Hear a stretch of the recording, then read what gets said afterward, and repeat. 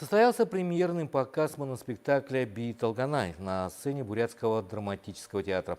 Постановка создана по мотивам повести Чингиза Айтматова «Материнское поле». «Би Талганай» – это моноспектакль, созданный по мотивам повести «Материнское поле» Чингиса Айтматова. Тема Великой Отечественной войны близка каждому. Спектакль представляет из себя диалог между вдовой и полем, на котором проработала всю свою жизнь. У нее на фронте погибли муж и 3 сына. Роль Талганай играет заслуженная артистка России Должин Тангатова. Режиссер постановки – народный артист Бурятии Баир Бадмаев.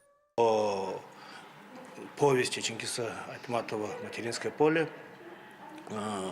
Он был как инсценирован, и по этой инсценировке Льва Анохина, перевод Гонга Чемитов. Режиссер не рисует поля сражений, не показывает раненых и убитых, но ужас войны передается через чувства матери и любящей женщины. Довольно такая серьезная тема. Как вы видите, здесь у нас сцена на сцене, зрители находятся, малая форма.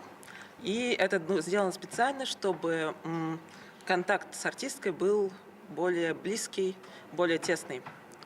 Вот. Также я отталкивалась по цвету спектакля, черно-белое какое-то архивное кино. Талганай в детстве играла Далсон Гамбоева, внучка Должин Тангатовой. Пронзительные строки моноспектакля заставляют не раз задуматься. 8 мая состоится ближайший показ моноспектакля «Би Талганай». Светлана Жикжитова, Игорь Николайчук, Вести, Бурятия.